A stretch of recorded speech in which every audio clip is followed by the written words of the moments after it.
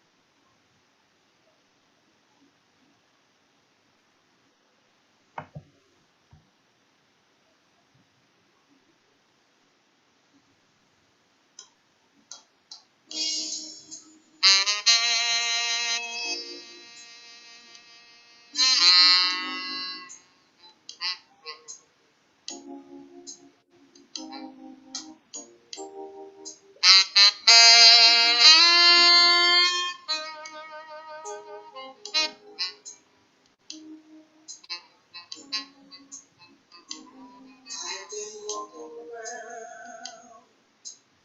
around in the sound of my own heart. I've been moving my feet to the beat of my own heart. How can I follow anyone else?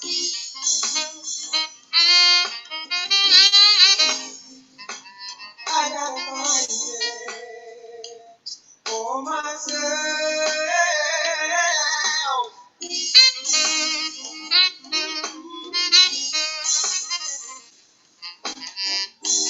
I can be anything I want to be.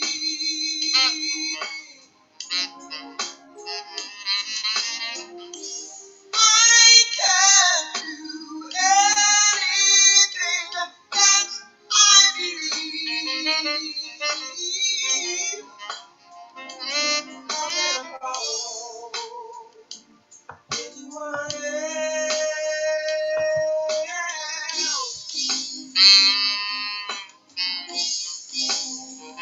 I gotta find it for myself.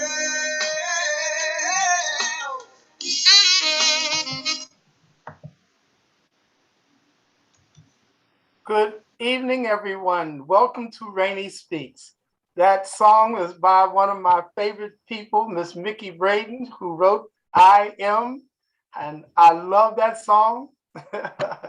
Tonight, I have a very, very, very special guest, Reverend, I love your name, Alfreda Lanoix from, from LA. She's a preacher, a teacher, an artist, a social justice activist, and just an all-around diva. Wait a minute, I'm gonna show you how much a diva you are. I took a coat off my back and gave it to you. Yes, yes, Wait a minute. yes. And then I stared and looked at it and go, damn, it looks better on her than it did on me. Woo! I am so glad for your yes to come and join me tonight. And we're just going to have some fun. And I know that what I've been finding is as we share our stories about our journey, it helps free other people because there is a common chord to all of our stories. Mm-hmm. However, all of our stories are different. Yes. And like I said, I've been blessed to have everybody from, Miss Iyanla Van Zant to Bishop Flonder to, several others. And every story is different, but every story has a common thread, and that is the struggle of getting through to discover who you are. Two of the greatest questions I had ever been asked in my life, and I was 14 years old when I was asked this question: who are you? And why did you come? And that was from my teacher, Kiwon Kim, my martial arts teacher. And one day he said, who are you? And I looked at him, I was like, I'm your student. He said, who's that? I'm your student. He said, can you jump up and touch that? I said, I don't know. He said, so you're my student who don't know how high he can jump. The next week he said, who are you? I said, I'm your student. He said, how fast can you run? I said, I don't know. So you're my student who don't know how high he can jump, how fast he can run. And then each question, how long can you hold your breath? How much can you pick up? And finally one day I said, I don't know. He said, now you're ready. Okay. Now the discovery starts. I absolutely love that, because what I know is what I know that I know that I know is that I don't know. And because I don't know, it leaves me open to the opportunity of learning and accepting and evolving. Because I've discovered once when I think I know something, I've actually blocked the universe for providing me with the answer that will be for my highest good. So I'm just so grateful that I don't know, and I get my ego out the way, and I'm okay with saying to you, no, I don't know. But here's the thing. In that process, you have been discovering. Yes. It's a discovering process. Yes, yes. But I find that there is a common thread with you that is truly you. And that is, you are the artist. Yes. From the first time I've met you, and I will even take it another way, you bring inspiration to people. That is part of your nature. Yes. Yes. Whatever you're doing, whether you're speaking, teaching, the way you teach, I give it to you because I've watched you. And you know how to bring it to life. And even down your artwork, which we're going to talk about in a little bit, because I'm going to look at my next favorite piece. Okay. I'll let y'all in on that little joke in a little bit. But I would love for you to share your journey. How did you start from where you started to where you are? What's the journey? Wow. There's so many places I can start, but this particular place I think is very, very significant and very real to me, because at one time, I was married. I was married with 2 kids, and I had, a house on top of the hill, and, I had the 2 dogs and the cat and the husband, and I had all of the trappings or all of the things that society said that when you acquire these things, you've made it. And Mhm. so I found myself in the midst of my marriage discovering my sexuality. Uh-huh. And so for me, that was a major shift in my energy and in my life. Because when I discovered my sexuality, that this is not who I am. I knew, Bishop, that that process of being true to myself would involve hurting other people. Mhm. And as a mother, it is my job to protect and to nurture and to be there and to be loving and caring. And all of a sudden, I find myself in this position where I was going to be the one that was going to upset the family, upset the foundation. And I was going to be the one that was going to turn their worlds upside down. And so for me, um, I felt that my only way out was suicidal. I became very suicidal, and I felt like because I cannot be the one to hurt the people that I love. But I knew that I could no longer live in this world that was not the world that was accommodating or fitting for me. I no longer fit in that world. And so I really found myself between a rock and a hard place. And I just thought death would be the only way out because I felt like I could save face.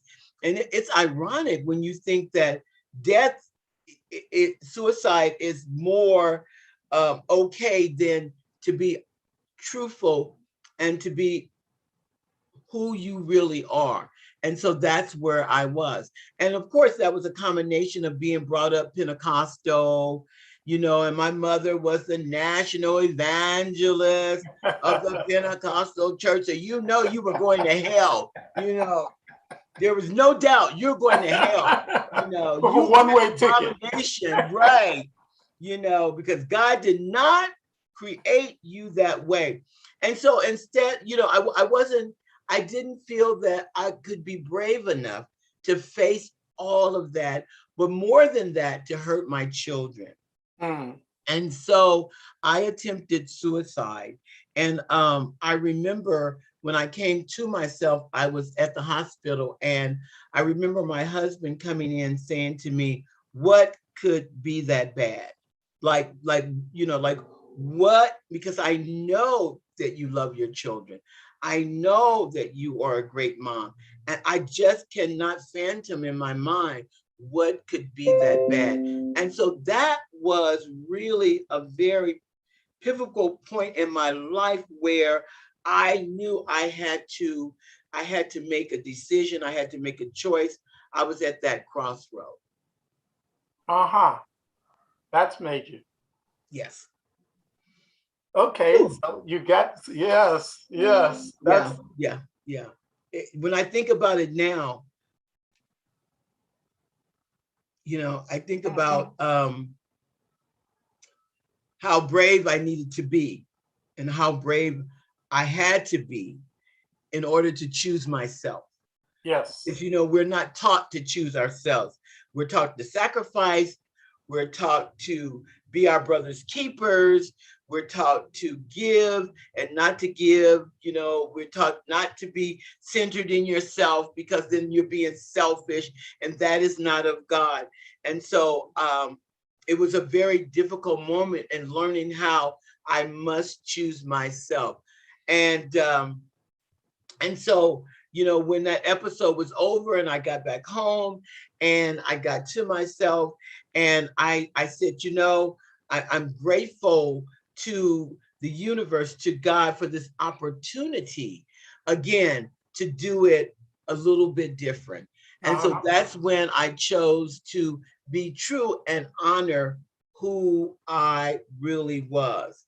And of course, it came with lots of twists and turns. And I remember my son saying, as long as you're gay, you know, you're not my mom. And I remember saying to him that if I have to change in order for us to have a relationship, it will not be a relationship that's built off of truth. And so it won't be a relationship at all. And so that was very difficult, having to accept his point of view and where he was, but to love him where he was, to know that he didn't understand. Because if I was very honest with myself, hell, I didn't understand. Okay. Woo! Yes. In the beginning of that journey, I'm quite sure. Okay, I'm like, what is going on? You know, it's so weird, because I remember even younger that I would see women and I would admire them, but I definitely could feel it a little bit deeper than just admiring them. But of course, the way I was brought up, that was just taboo. So I figured if I got married, right? And if I stayed deep down in the church with salvation, surely goodness and mercy was going to follow me, because I'm going to do the right thing. And so then I discovered that no, girl, doesn't You know, work God that has way. such a sense of humor. And we go through all of this fighting, and God goes, I know I made you. Okay. Yeah. You're there to experience yourself, right?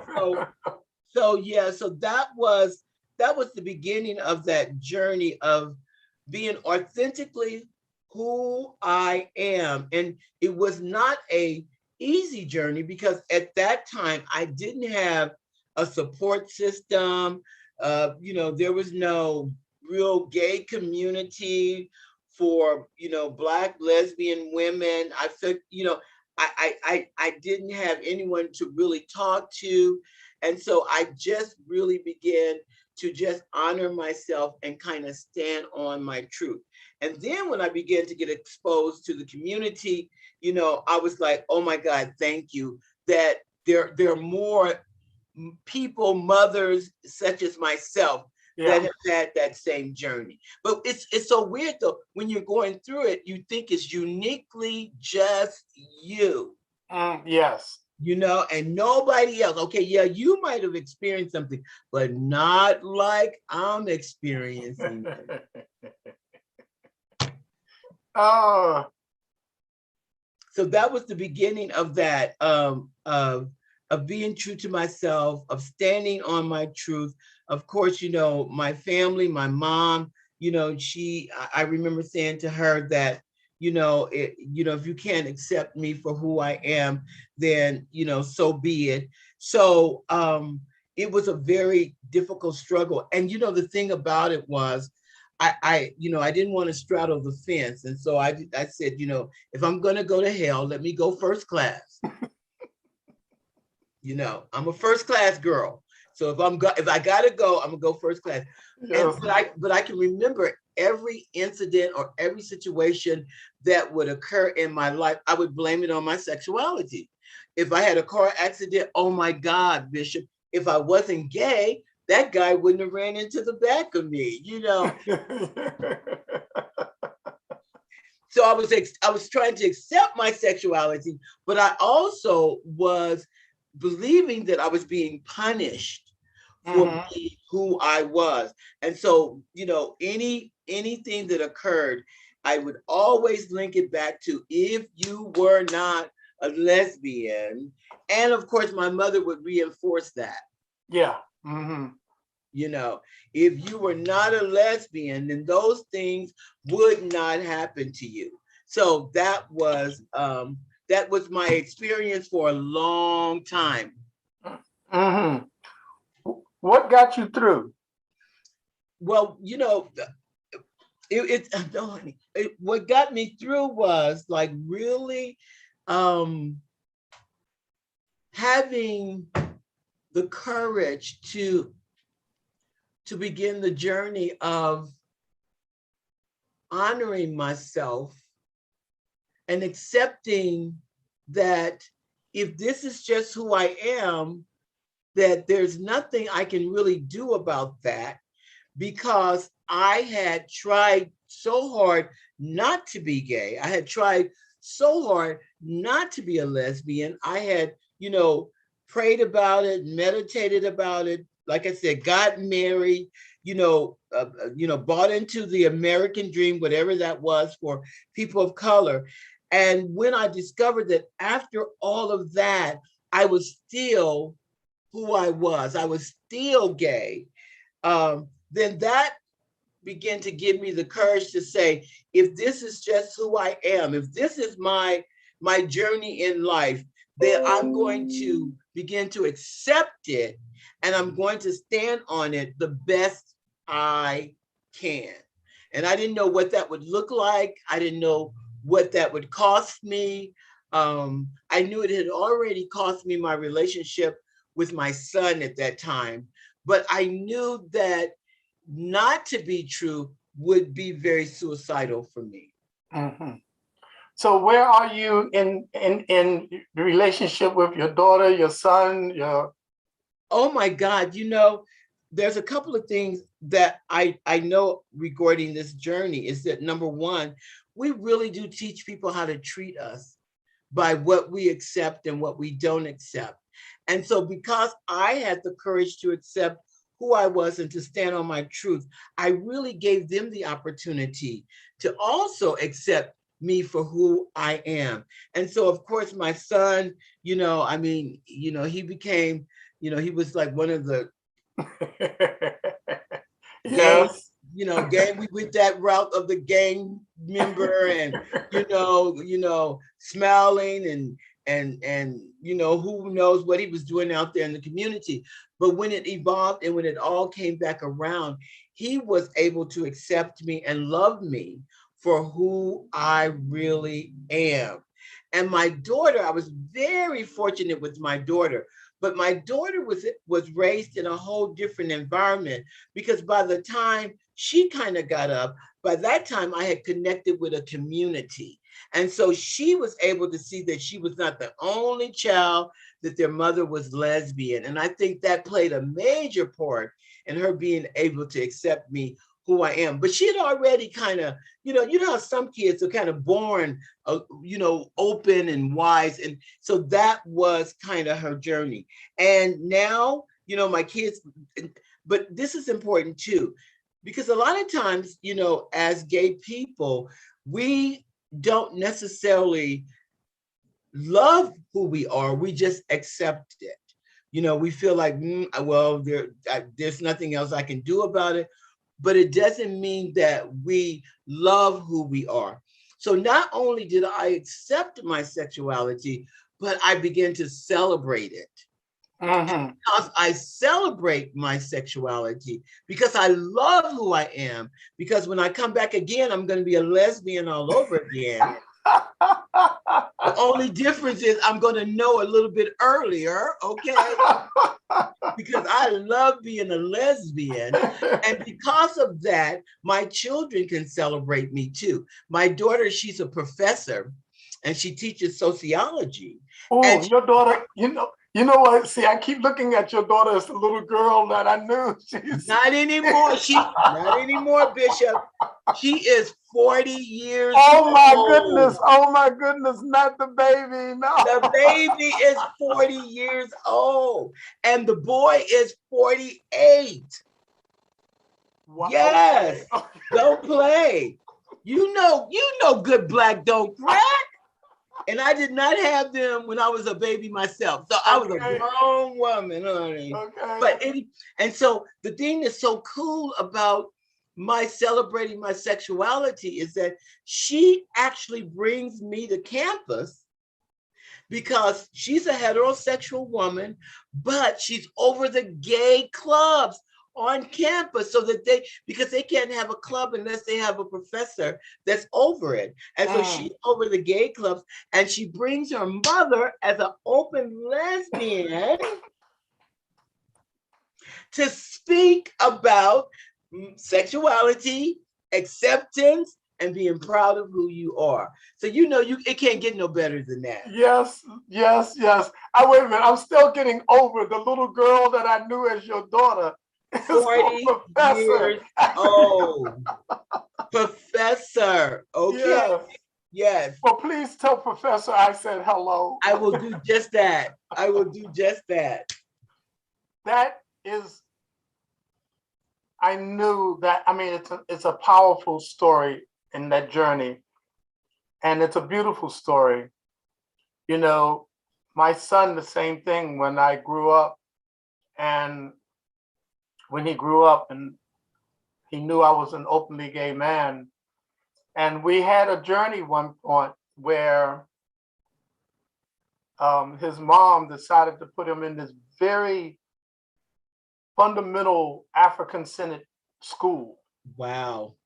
And they were against gay and lesbian. And one day he started talking about the fags and the punks. And I said, whoa, whoa, whoa, whoa, whoa, whoa. Where's that coming from? And when he said it, I said, right now, make a decision. I need to pack your stuff. And I started packing his clothes. He said, Dad, what you doing? I said, I'm one of those punks and fags that you were just talking about. Mm-hmm. You make a decision. Mm-hmm. If that is what you truly believe, Mm-hmm. I'm taking you back to your mom's and you stay there and you can never come back here. Mm-hmm. And he said, Dad, I wasn't talking about you. I said, yes, you were. Yeah. Yeah. Yes, you were. Yeah. And he had to struggle at that moment of, do I listen to them, what they're telling me?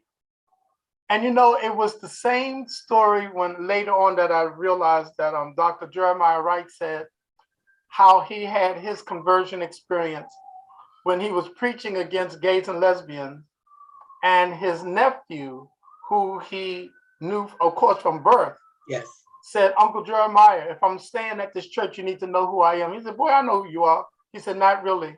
He said, this is not my roommate. This is my lover. He said, and all of a sudden, it was right here. Yes. He said, and now he said, it's easy to preach against them when them are over there. Mm-hmm. He said, but when it comes right here, Mm-hmm. all of a sudden, it was hard for him to bring those words out of his mouth. Yes. He yes. said, and that was his experience, the road on Damascus experience. Yes. That's a wonderful story. And that story that you're telling is the same type of story. Yes. That once it becomes right here, it's hard to hate the one that you love. Yeah. And now the whole thing has an experience. I love that. I'm telling everybody, if y'all haven't heard this Black woman preach, you need to bring her on up in there and listen to her. Woo! Now, I have another question. An experience that moved you from being a believer to another. When people say, are you a believer? I say, no, I know.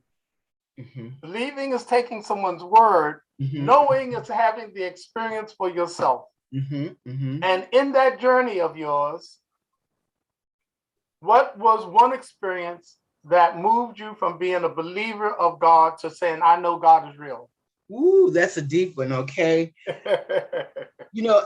It's so ironic because I've always, not always, but as I evolved and I became more open and really tapped into the metaphysical aspect of life and spirituality. And I would tell people, wherever you are is where you've chosen to be, whether you're conscious of it or not. And most of us live unconsciously, and we think things are happening to us and not realizing and recognizing is that we are creating our own reality, and sometimes that's a very difficult concept to wrap your head around, because I've had people say, there's no way I would have chose that. There's no way I would be in this situation, but it is, and you are. And so for me to go from that what I believe, because I am the same. To me, belief is something that's external, something that I think may or may not be because of someone else's interpretation or someone else's insight versus that knowing. one of the experiences that I had was when I was pastor at Unity Fellowship Church, LA, and it was time to go. It was time to go. It wasn't about blaming anyone. It wasn't about, if this had happened or that had happened. It became very clear to me that it's time to go. And I remember saying to the universe, but where am I going to go? I've invested. I've put all these years, all this time, all this energy. And, I didn't plan on anything other than this. And the universe and God said, it's time to go. And I stood there, and I remember bringing in the ancestors. I remember calling in Sojourner Truth, and I called in my grandmother, and I called in all of this Black energy, this strong Black energy, because I knew that I needed this assistance to walk out of something that I had given my life to. And so when the time came, the universe said, today is the day. And I looked at my life, and I looked at my daughter, and I looked at where I was. And I remember Bishop saying to my daughter, however far you want to go in this educational journey, I'm here. I'm ready. I'm support. I'm your foundation. You take it wherever you want to go, and I'm going to make this happen. All of a sudden now, I'm faced with this crossroad of everything is saying it's time to go, but I've given her my word, and I've said to her, and if I go, oh my God, what is that going to do? How is that going to impact her? And the universe said, that doesn't matter. What matters now is that it's time to go. Now you can walk out, or you can be carried out. But girlfriend, yeah, it's going to happen. It's going to happen. And I remember saying yes. And I remember saying, I'm going to have to trust like I've never trusted before, because I don't have plan B. I don't know about the I don't know, the unknown. But the thing that I do know is that it's time to go. And so I remember, going through the changes of letting people know, the powers that be, that this is it and it's time to go. When it was time to go, I remember like going to a month, it was just total darkness. And every time I would try to figure out, okay, so what's your next move? The universe would say, release and let it go, because I got you. Uh-huh.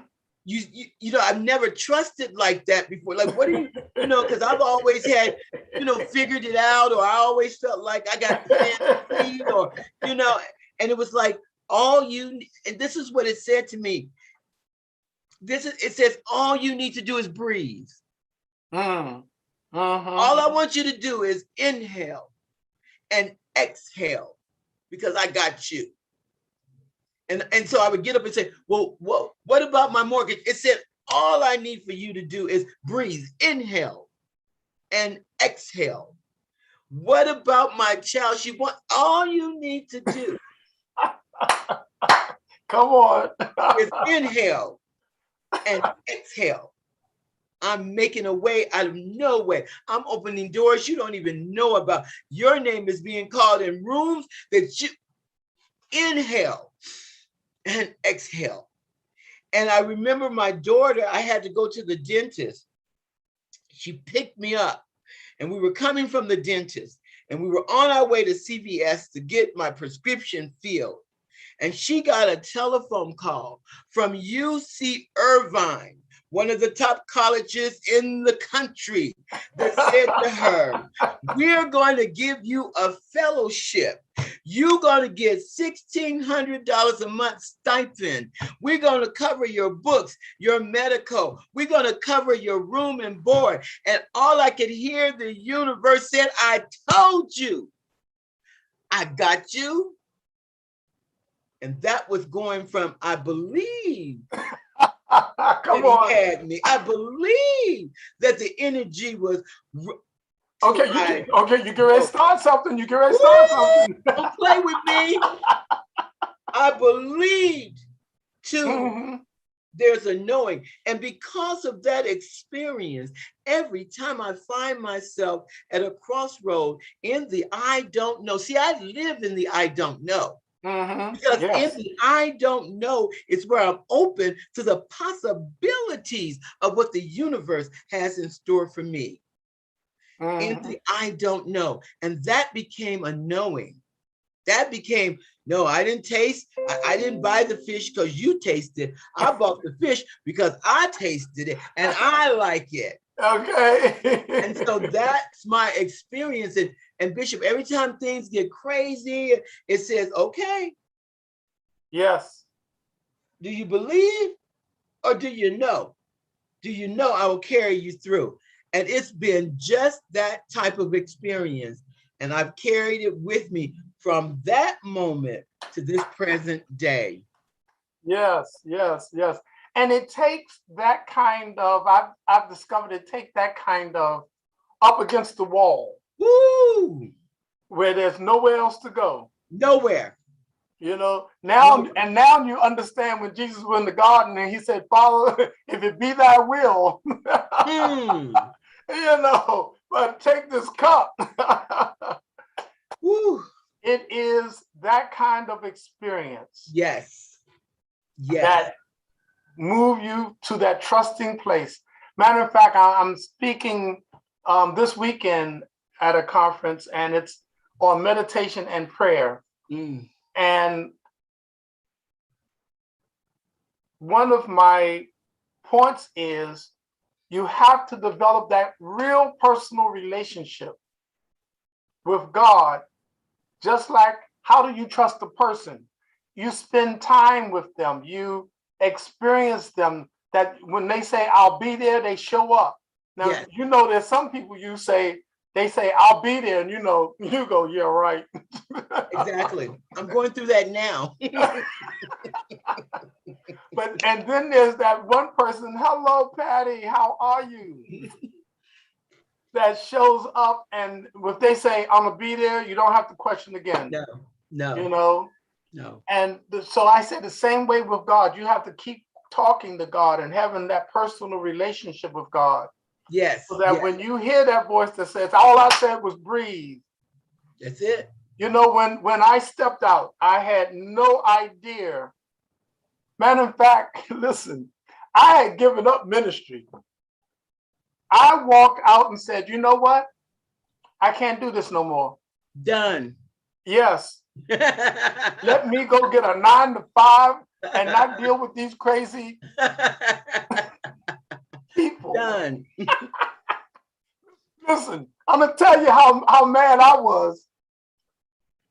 There was a park down the street, and I told everybody, I'm fighting God Friday night, midnight, in the park. Don't come in the park. You need to stay up on the bridge. Anything that move on it, hit it. Done. I said, I can't take this no more. Yes. I done been through hell. Yes. And if that means doing this, no. You're gonna talk to me because I'm fighting you in the and when I had a friend who was a psychologist, he called me, he said, Rainey. I said, yes. He said, Reverend, Doctor, Bishop, I understand you're gonna fight God. No, Jesus. I said, no, not his son. I'm God. You're going straight. I don't want no excuses. So if Jesus lose, he can say, but you didn't fight. No. I'm going straight to the top. Yes. He said, so what do you think your odds of winning? I said 50-50. He said, oh. I said, oh, you don't have no faith in me? Okay. Then he said, you know that picture that hang over your fireplace? If you lose, can I have it? I said, sure. Get it. Yes, yes, yes. I said, but you'll see by Sunday. Mm-hmm. Mm-hmm. Baby, that week I was so mad and I was falling into depression, and God said, okay, I'm willing to fight you. Mm-hmm. But remember when that car was almost hit you in the and I told you stand still, and it missed you and hit a car and drove it through the intersection? I was there. Mm-hmm. Mm-hmm. Remember when the guy pulled a gun on you and it couldn't fire? I was there. Mm-hmm. Remember when they told you that you would never live and you wouldn't walk again? Mm. I was there. Mm. He said, so now if you really, really want to fight, I'll meet you. Mm-hmm. I call people up like this. I call people going, oh, hello? Yeah, that's Rainey. The fight been postponed. The We fight had has a been preliminary canceled. fight and I Yes. lost. Yes. Absolutely. Yes. Yeah. Yeah. Yeah. That it moves you, but you got to have that kind of experience that you know that no one else could do it. Exactly. Exactly. Yeah. That's when it becomes a knowing. Yes. That you know that you've done all that you possibly can do. Even when you get, because I was at a place or a stage that I couldn't think. Mm-hmm. You know, I could not rely on my intellect, my intelligence, my like you say, my belief system. I couldn't even figure that out. And it just kept saying to me, I got you. Yeah. And it was so frightening to release my sense of control of, or what I thought was I was being in control of, to just simply release that. But it was a feeling that I take with me everywhere I go, and it's so comforting. It's so comforting that when you know that the universe, see, because Bishop Cheeks, we've never had maybe that human experience of knowing somebody is for our highest good, or of knowing that somebody is always pulling for us, knowing that somebody is always cheering for us, because we've had love with conditions. And so we don't really know what that feels like or looks like. And so that can be very frightening when you get at that crossroad that you have to, and there's nothing, there's no child, there's no friend, there's no person that can say anything to you that will console you or comfort you. And it was at that moment of, if you don't release and let this go, that I could feel myself like the next step would be nervous breakdown, because you can't figure it out. Because at this stage, everything that you've ever gone through, went through, is now right here. And it's right here in front of you. And so I'm asking you now to release all of this, all of your doubt, all of your insecurity. You have this opportunity, because if not, and you pick it up, it becomes greater. The thing with conversations with God that I absolutely love is that there's that part that says, I will continue to show up until you get it. Mm-hmm. No judgment call. And you know what? I'm going to tell you the problem is, and especially with church, is that most churches, Christian churches, follow the theology of Paul and not the theology of Jesus. Reverend Patty tried to tell me that. Jesus never said, worship me. Matter of fact, every time somebody tried to worship him, he said, no, no, no, no, only worship God. It is Paul who brought all of the dogma in, and matter of fact, think of this. Paul never met Jesus. Mm-hmm. Paul never met Jesus. In fact, Paul even said to the disciples who was with Jesus for 3 years every day, I know more than you. Mm-hmm. In fact, he got so mad with them, he told them, go castrate yourself. Mm-hmm. You agitate me. Mm-hmm. So the Christian church followed more of the theology of Paul. Women be silent, slaves obey your master, the whole piece on homosexuality. All of that is Paul. Jesus never said one word. Never. And the great commandment says, love your neighbor as you love God with all your heart, soul, and mind. Love your neighbor as you love yourself. Whatever you do to the least, you do to me. That's why they killed Jesus. Mm-hmm. Mm-hmm.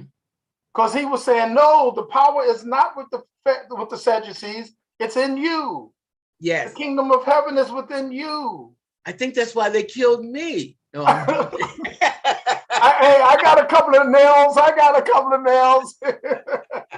You know, because when my message changed, when I evolved, and when I had to answer to a higher power, which was myself, I could no longer subscribe to something that was not working for me, to that belief system. You know what? When I first came around, everybody looked at me as the odd one. Yes. Because Yes. this is what I was preaching right in the Yes. beginning. Oh, And yeah. I was like, how do I get this message across that they can understand? Yes. And not think that I'm crazy? Well, when you did my favorite one, either you are a participant or a sideline. You know what? Somebody else just mentioned that one to me. I said, oh my God, you remember that? Oh, yeah. Yeah. Yeah. Certain ones really, because they speak directly to you, Mm-hmm. and I can remember when one Christmas, and I had Reverend Patty, and they all went out to buy these little dollar mirrors, because for Christmas I wanted to give everybody a mirror, and I actually took those mirrors and I wrapped each mirror myself. And when Christmas time came, we passed out these mirrors, and I told them, to open the mirror. And when they unwrapped the mirror, and when they unwrapped the package and saw it was a mirror, I said, now I need for you to look in the mirror. And when they looked in the mirror, and I said, until you can see God, you don't know God. Mm-hmm. Mm-hmm. Because I begged to go with Bishop Rainey. Do yes. you remember me begging to go with you? And you Yeah. looked at me like I was crazy. Yes. Yes.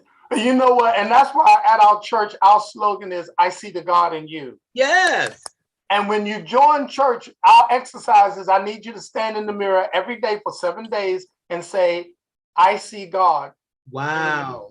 Wow. Yes. Yay. I said, and then the next part is to look in the mirror every day and say your name, and then simply say, I love you. Yes. Oh, yes. I love you. Yes. My screensavers say, I love myself because I'm worth it. Yes.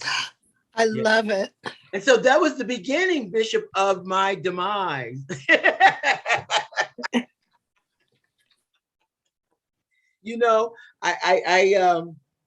But I absolutely love the journey. I absolutely have no regrets. And it's just such a marvelous and beautiful thing that when you get to a place that you just have no regrets, because you know that it takes all of that. But yes, but understand that, I look at it this way. You were there for that season. Yes. And yes. you planted many seeds. Yes. And you watered some seeds.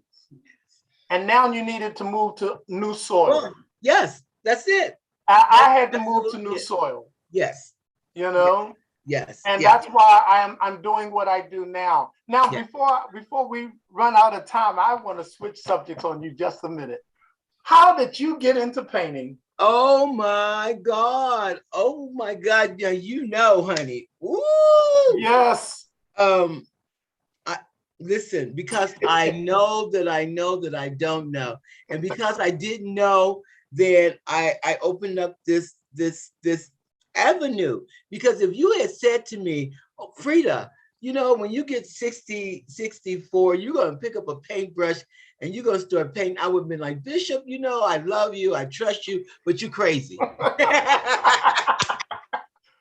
But you have said that before. I have said that before. I have. And so, you know, I had gone to an art show with a friend of mine, and I was just admiring the art that was there. I was like, oh, wow, this is so pretty. And just this little faint voice inside of me said, oh my goodness, you probably can create beauty. And so I was like, you know, you get that feeling like, I wonder if I can. And so I heard it and I you know, I listened to it. And maybe 2 weeks later, that same voice said to me, you know, you said that you were going to maybe, you know, try your hand at some art. So I said, you know what? Okay. So I got up and went to the store and I bought canvas and I bought a $19 acrylic paint kit. And I came home and I went out on my balcony and I started just, you know, like looking at the paint, what color I loved, and just started kind of like messing around with it or whatever. What got me was not the results of what I had created, but how it made me feel. Mm-hmm. And I had never experienced anything before other than when I'm speaking. You know how when you're speaking, you're present, you're in the moment, like, you know, you're not focused on anything else other than the words that are coming out of your mouth.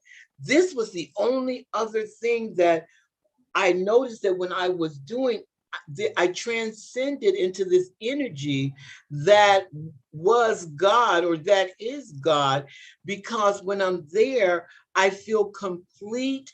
I feel freedom.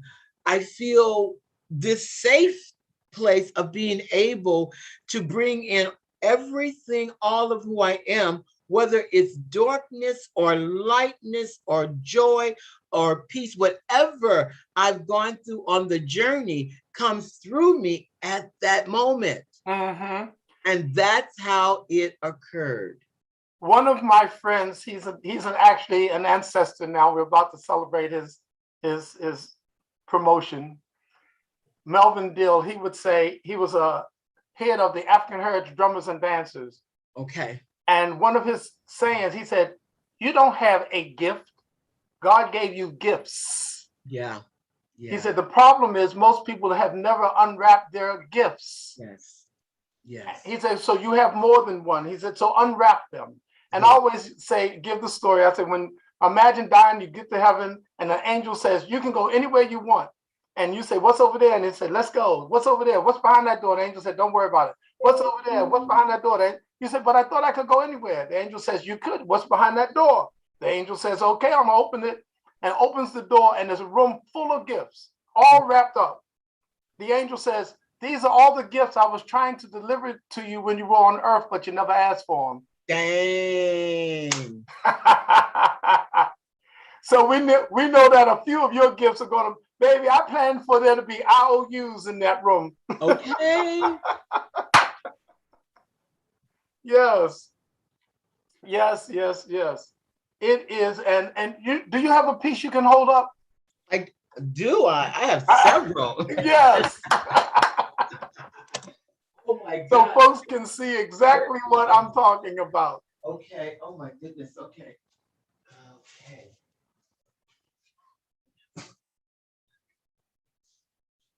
Yes, yes, Oh yes. Yes. Beautiful. Okay. Hold up. Hold up. Show him the ancestors. Oh, okay. The ancestors are in the other room. I have to go get them. I wonder if this is going to show really well. Okay. Oh, yes, absolutely. So I will go get the ancestors. Hold on, let me do this real quick. So now you understand why I wanted to have this sister on tonight. She is as beautiful on the inside as she is on the outside. And the blessed part is she has allowed it to manifest in many different ways. Yes, yes, yes. Yeah, there's the ancestors. There you go. It's unbelievable even to me, that it happens. Oh, one more. Well, I'm gonna tell you, you have encouraged me to continue unwrapping a few of my gifts. Yeah, yes, that's what. See, I keep going. That's my favorite one, and then you pull out something else. This is the African. These are called African warrior eyes. Aha. Yes. Oh yes. Ooh. I love it. And I literally have hundreds of pieces. And so when are we doing a show? Oh my goodness, I'm so excited. I'm getting ready to do a live Facebook show. I've done it before, live on Facebook, only because I'm in the process of moving, moving. I'm sizing down, selling my condo, whoo, whoo. Letting go stuff. I've been here for over 25 years. I'm excited to embark upon that journey. And I will really be able to also focus more on the art. I'd like to open up like a small art gallery and invite other artists, to come and just celebrate who we are and share and all that kind of stuff. So I'm really excited about that. So be on the lookout, and I'll send you when I have my live Facebook showing. And also people that live in Los Angeles can actually have a private showing. All they need to do, is inbox me, call me, and come. And I've done a lot of that. Why don't you give information, an email address or something that how people can contact you if they wish to contact you? Okay, if you wish to contact me, my email address is revfreda, REVFREDA @AOL.com, or you can inbox me on Facebook, Alfreda Lanoix, and I will put my name, where you can get it. You can also Instagram. I'm on Instagram. You can Instagram me again with Alfreda Lanoix. And anybody that missed any of that, if you contact me, I will be glad to pass that information on to you. Exactly. My dear, believe it or not, we have down to the hour. Wow. Yes, it's gone much faster than I wanted it to go. I know, because Bishop Cheeks, I absolutely adore you. I love you. And I'm just very grateful that the universe, that you crossed my path, because you've inspired me. You've been very encouraging to me. You're just a solid man. You're just solid. Everybody's not solid. You're solid. I love it. I love it. I it. appreciate that. I do. Especially, and you're so good to women. And, as women and women of color and women in ministry, sometimes, that could be a very different or difficult journey. You're very approachable. And I think I've told you that before. And to me, to be approachable, because, most Christians can be very unapproachable, very mean. The mothers of the church, they I can remember the mothers of my church and the deacons, but you are so approachable, and you're just so kind, and you're so nice. And you're just a great example of what love looks like, feels like, and how love moves through life. So I appreciate you. I do. I thank you. I thank. How much do I owe you for that? How much? Well, I'll send you the bill later.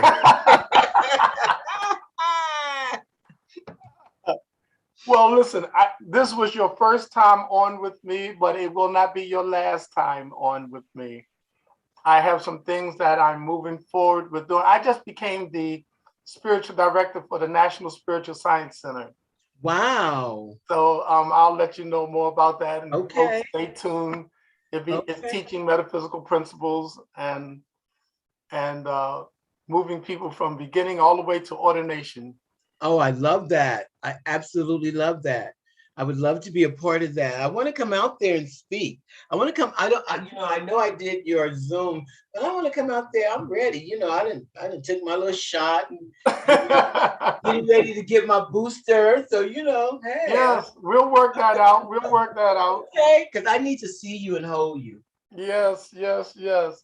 I'm going to ask if you would pray us out. Absolutely. Wise and wonderful, wonderful creator. We come right now. First and foremost, just come with gratitude that no matter what is happening in the world today, we know that love is still in control. It is love from which we came. It is love that we dwell in, and it is love to where we will return. And so for that, we just simply thank you. Thank you for allowing us to know that the source never runs dry and that we are connected to the source and that nothing separates us from your love, nor height, nor depth, nothing. I thank you for this opportunity to be able to share. I thank you for Bishop Cheeks and all that it is that he brings and the Washington crew and who they are. I just thank you for just this opportunity of joy and peace within. As we leave this moment and leave this place, continue to allow us and to let us reassure ourselves that no matter what, we can go from believing in love to knowing what love really is. And for that, we just simply say thank you. And all that agree say, and so it is. So it is. Amen. Amen. And Yes. I pray that everybody that see you, hear you, touch you, even think of you, will experience the love of God overtaking your life and the love of God overflowing into them. Yes. For these blessings and all blessings, I simply say, Medawasi, Medawasi, Medawasi, yo. Amen. Thank you, thank you, thank you, my sister. Thank you for having me. It was such a blessing. That hour went so quick. And I thank you to everybody that tuned in, that listened. You can re-see this on Facebook, or you can re-see this on YouTube. I thank you for those who support me in this. You can on Cash App or Venmo. Most of it is Cash App. I thank you for the support. And you will hear more from me. I love teaching on every Thursday night. When I don't have a guest, I teach on different spiritual principles. The last 2 weeks has been understanding transformation, the difference between transmutation, transformation, and transcending. So stay tuned, and I thank you for joining me again right here on Rainey Speak every Thursday night.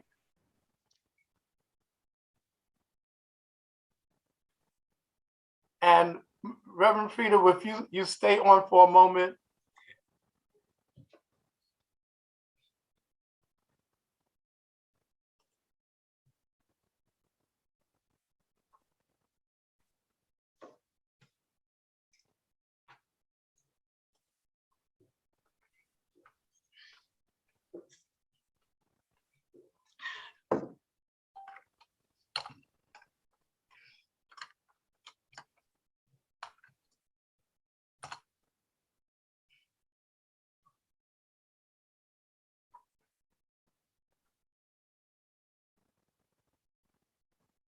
Oh, okay, the recording.